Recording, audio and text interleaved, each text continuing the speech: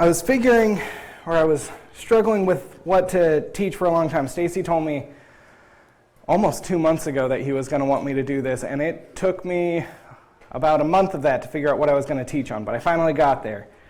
The first half is going to be, it's going to seem like a lot of work, and I'm going to bounce around a lot, and then we're going to, so laying some foundation work, and then we're going to get to the actual sermon.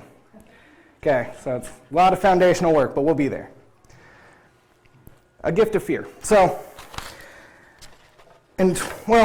back when Steve Schroeder was the youth pastor, he had a Christmas tradition he would do, where he would have the youth group give a gift to Christ. It was a mixture between like a New Year's resolution, Lent, and a Christmas gift. Lots of people said a lot of different things. They'd say like, oh, I'm going to read my Bible more, or I'm going to give a little bit more time to the church, And a lot of the kids struggled to really internalize what was going on. And at the time, I was a leader in the youth group, and so I was trying to, how can I say something that might help give the kids an idea of what to say and still be, honest. And I was struggling with a lot more anxiety at the time than I felt I should for the situation I was in. And in December of 2019, I decided to give a gift of fear. I said I was going to give my fear to God. I mean, I wasn't allowed to have it anymore. I wasn't allowed to keep it. At least that's how I understood it. And God was showing me there's a lot more to that. So I started on this journey. And I was like, okay, well, if I'm going to give God fear, what's fear? And so I study psychology. And so I understand words. They don't have necessarily definitions. They have a construct. They mean things to people, and we're all looking at a picture of what the word is. So with fear, I was trying to get a picture. What is the picture of the word fear? And it comes from a German word, Pharaoh, nothing related to the Pharaoh king, but danger. They would say this is a danger thing. They were saying danger. And then it also comes from a Proto-Indian word, fair, which kind of means a journey. This is where we combine these ideas into the word fair, kind of like we have seafarer, wayfarer, warfare, with the idea of Pharaoh, that danger. So there's a wayfarer is a person who's going on a journey with danger, kind of a thing when we're talking about fear here. Okay. Now, I was like, okay, now that I understand what we're looking at as far as the definition of the word fear, what does the Bible have to say about fear? And that one's a bit harder. The first one that my heart went to when I was giving my gift of fear to Christ, the first idea I came to was 2 Timothy 1:7. For God did not give us a spirit of fear, but of power, love, and self-control. And I was like, okay, I like that one. So that's Dahlia fear, if I'm saying that right. Dahlia? Something like that. Pronunciations are very difficult. And that gives an idea of timidness, hiding, or cowardly. I did the research on finding what they mean, but I couldn't make it fit on the slide and look pretty. So Dahlia is more of a timid, hiding, cowardly. So God does not give us a spirit of hiding away and shying away from things, but a spirit of power, love, and self-control. This idea that we are to be strong enough to be able to go out and even possibly risk ourselves as we love people. That's what Stacy always says love is. Love is sacrifice, right? So when we have that spirit of power, sacrifice, and self-control, we have the ability to do those things. I love that. Okay, that sounds good. I like that. And then we look at Psalm 111:10. The fear of the Lord is the beginning of wisdom. There's a bit more to that verse, but it doesn't apply to the fear of the Lord inherently. Let me actually, look that up real quick. I'm talking faster than I planned to, so we can go into a bit more specifics on this. It doesn't matter how much prep you do. The nerves always start jumping at you when you actually start talking. Here we go. Yeah, Psalm 111:10. The fear of the Lord is the beginning of wisdom. All those who practice it have a good understanding. His praise endures forever. Okay. So, I thought God doesn't give us a spirit of fear, but we're supposed to fear him. Now this is when my gift of fear started being confusing. And I started trying to figure out, well, if he doesn't give us a gift of, or if he doesn't give us a spirit of fear, but we're supposed to fear him, how does that work? So I looked onto, I was like, okay, let's look at the New Testament more. The New Testament ones were nicer. So I went to Luke 12. Okay, well, let's see here. I was typing in fear in the New Testament. Where does it say what should we do with fear in the New Testament? I liked 2 Timothy. That made me feel better. So we went to Luke 12, verses 4 through 7. I tell you, my friends, do not fear those who kill the body, and after that have nothing more that they can do. I like that. But I will warn you whom to fear. Fear him who has killed and has authority to cast into hell. Yes, I tell you, fear him. Well, that is, we're back to, okay, so I do need a spirit of fear, at least to some degree here. So the yira, the Hebrew word yira, that's a fear, more of the fear that one would have for a parent. It's about respect, authority. It's about they have the ability and they are the permission to do this thing. Okay. But in Luke, they use the word phobeo, which I think we can kind of start realizing it's phobia. So things like arachnophobia. And so now it's saying I have to have a phobia of God. Well, didn't like that either. But let's continue that passage. I said 4 through 7. So, are not 5 sparrows sold for 2 pennies, and not one of them is forgotten before God? Verse 7. Why even the hairs on your head are all numbered. Fear not. Oh, you are more valuable than many sparrows. Oh, okay. So I'm supposed to fear him, but I'm also supposed to fear not. Okay. This was starting to become a confusing process for me. Even within one paragraph, I feel like I came across a contradiction here. But we're supposed to fear his power and his authority, but also there's an element of trust that's starting to come in here as well, right? Because to him, we're more valuable than sparrows. Hey, God doesn't forget the sparrows, So I was like, okay, you know what? I think I'm starting to at least understand the idea of fear. Fear is only good when it's towards God. Okay. So I was like, let's look up courage.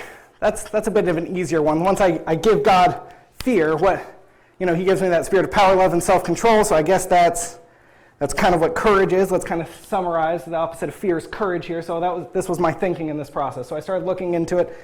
The etymology, when I'm looking at what's the shape of the word courage, comes from the Latin heart, and core means heart, kind of like the apple core. It's the heart.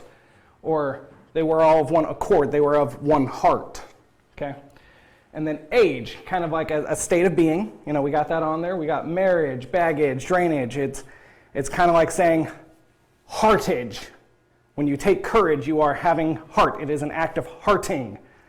You're becoming big, strong, full. It's an act of putting your spirit forth. Okay, so I was like, okay. Psychologically, I'm understanding what I'm looking at here on this one. So I looked into more passages. And whenever I think of courage in the Bible, I always go to Joshua. So let's go ahead and turn to Joshua real quick.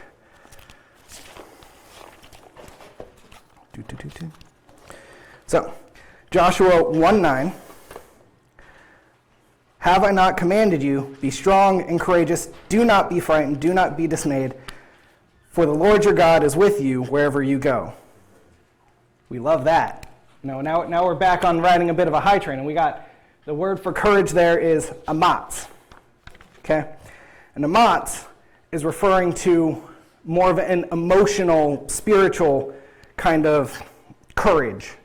That alert, that bold, you're resolute. Somebody is going to say something and you're not going to back down. It's more of less of a physically strong and more of a mentally strong.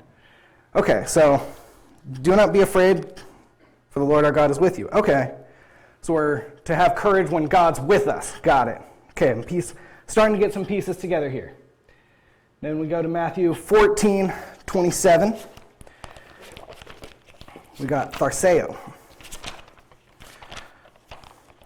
Again, for anybody who actually knows the Greek and Hebrew pronunciations. I'm sorry if I'm butchering things.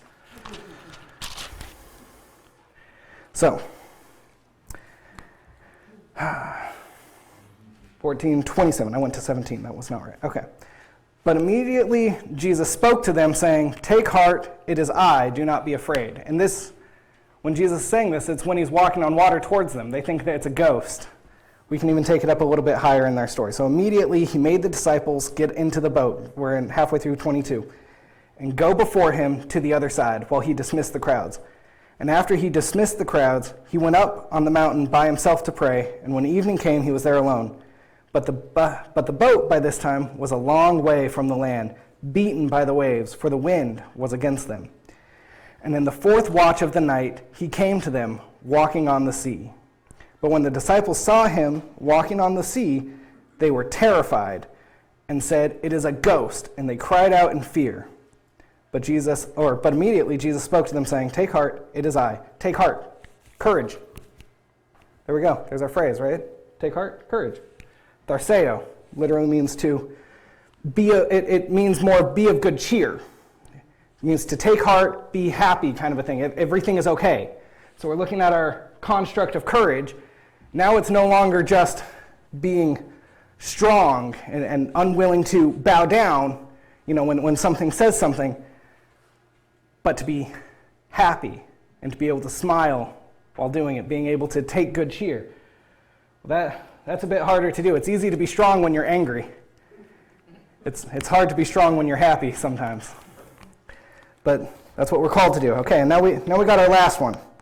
We'll go back to Psalm 27:14. I told you guys we were going to bounce around a bit. 27:14.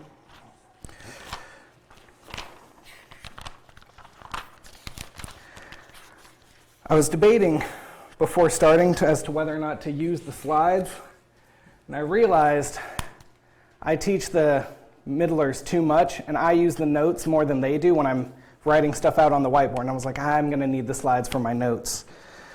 So the slides are just as much for me as for you guys. I hope you can make sense of them. They looked nice in my mind. So, here we go. Wait for the Lord. Be strong and let your heart take courage. Wait for the Lord. Okay, so we're seeing our word courage there. Take heart, and let your heart take courage, kind of let your heart start hearting. let it be strong. And they use the word chazak, which oddly enough is also used in that Joshua section, but it's used for the term be strong and courageous. It's part of the be strong, not the courage. So we see chazak, and then when we look at that here, so be strong and let your heart chazak, let it be strong. So you be strong and let your heart be strong. It's talking more of a physical, chazak is almost a physical form of courage. It's be physically well enough to do what you need to do. God put you here and he's got a purpose for you. You need to be physically able to do it. So when we're looking at courage, we're looking at these ideas of we need to be mentally strong enough to do what God's called us to do. We need to be happy and cheerful, joyful enough. We need to be able to take that to do what God's called us to do, and we need to be physically well enough to do what God has called us to do. And so going back to the gift of fear, when we give God our fear, and we look at what we're getting back, we get back these things. We get back that mental ability to be strong enough to stand things down. We get back that joy we can have in the face of problems, and we get back that ability to take care of ourselves physically sufficiently to do what God has called us to do. So when we give him that spirit of fear, I think that's what it means when it says to fear the Lord. It means we are giving him the fear. Not necessarily that it's something that makes us shake and are terrified in our boots, because that kind of spirit doesn't come from God. But the ability to say, he is the one that I fear. All of the fear I have in my body and my being goes to him. So now to our actual sermon story part. Daniel. This has been one of my favorite Bible stories ever since VeggieTales talked about chocolate bunnies. There's a lot of different ways to remember them. I know Stacy likes the Shadrach, Meshach, and to bed we go, but I will always be a Rack, Shack, and Benny kind of kid. All right?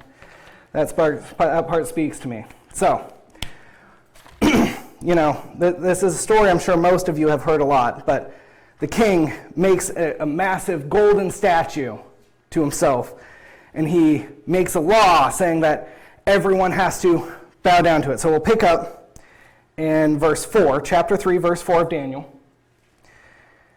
And the herald proclaimed aloud, "You are commanded, O peoples, nations, and languages, that when you hear the sound of the horn, the pipe, lyre, trigon, harp, bagpipe, and every kind of music, you are to fall down and worship the golden image that King Nebuchadnezzar has set up.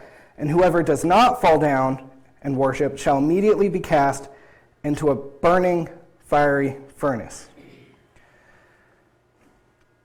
When I was a kid, my mom had a rule, or had a set of rules that was magnetized to the fridge. And that set of rules had a label on it, and the label read, SWAT chart.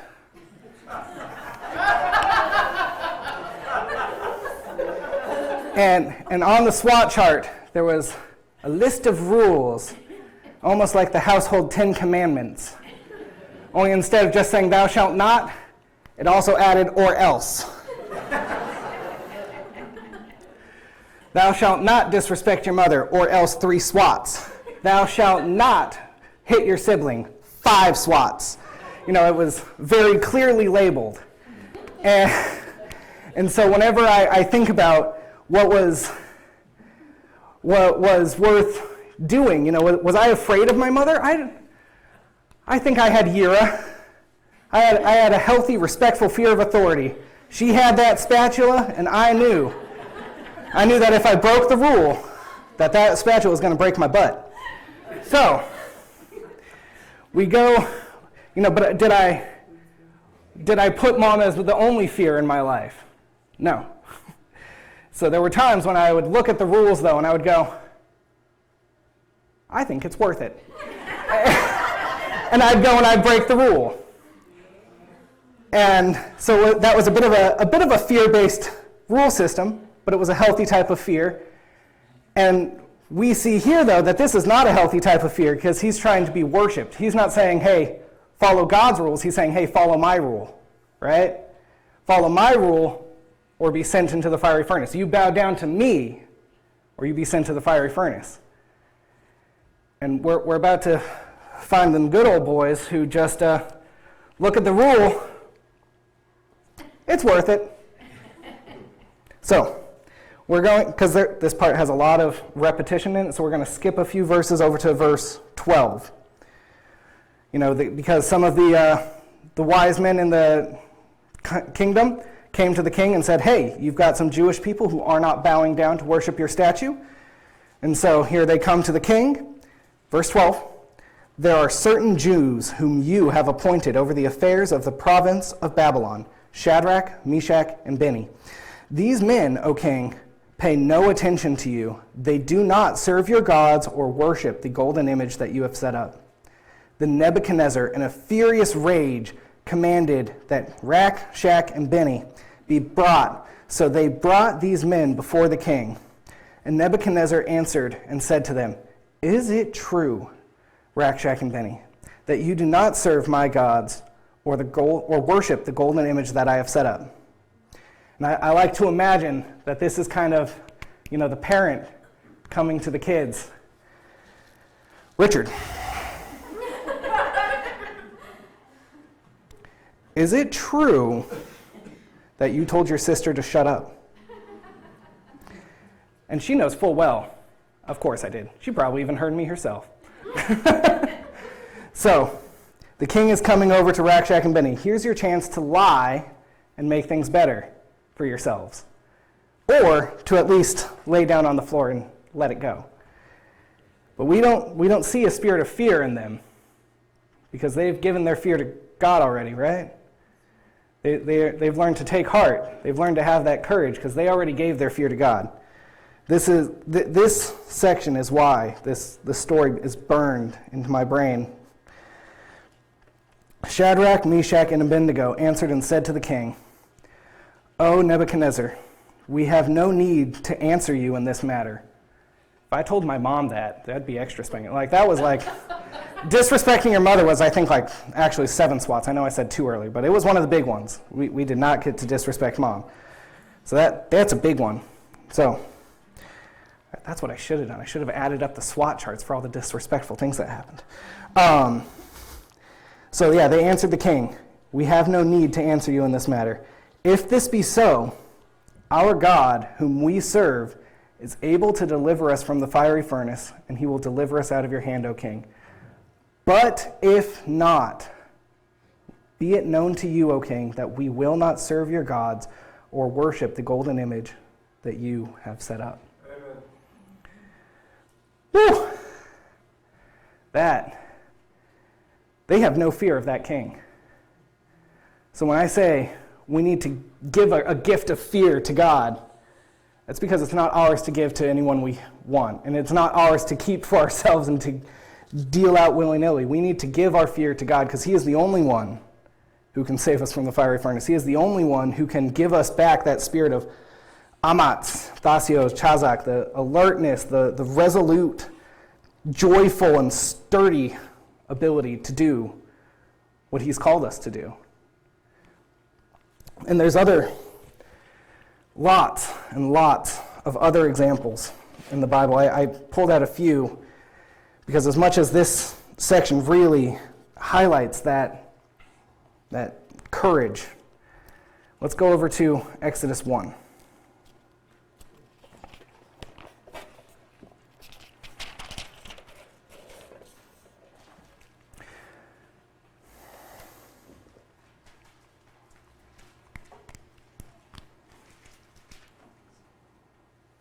Exodus 1, verse 21. Well, we'll pick it up a little bit before that. Then the king of Egypt, we'll go start at verse 15. Then the king of Egypt said to the Hebrew midwives, one of whom was named Sifra and the other was Puah, "When you serve as midwife to the Hebrew women and see them on the birth stool, if it is a son, you shall kill him, but if it is a daughter, she shall live."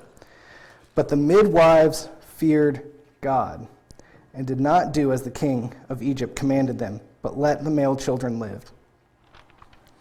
So the king of Egypt called the midwives and said to them, "Why have you done this, and let the male children live?" And the midwives said to Pharaoh, "Because the Hebrew women are not like the Egyptian women. They are vigorous and give birth before the midwife comes." So God dealt well with the midwives, and the people multiplied and grew very strong. And because the midwives feared God, he gave them families. They didn't give their fear to Pharaoh. We have this so human nature to us to want to give our fear to the small things, right? Oh, I don't want to say that. That might hurt someone's feelings. Are you afraid of hurting their feelings, or are you afraid of God? No, we shouldn't necessarily desire to hurt feelings, but we should be resolute in what we stand for. We should be joyful when we say things. We shouldn't be, I can't go to that club. It's against the Bible. You need to be resolute. You need to be joyful. You need to be like, yeah, that's not something I'm doing. It's okay. God gave us this gift. Another good story. Let's go back to New Testament briefly here.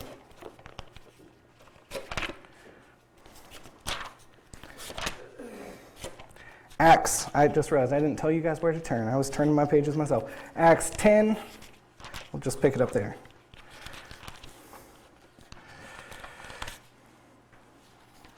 It's going to be 1 and 2, I believe. Yeah.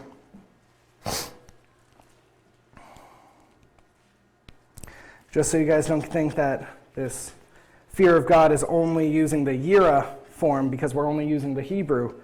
Here's a place in the New Testament where it uses the phobia, saying, give God or have a fear of God.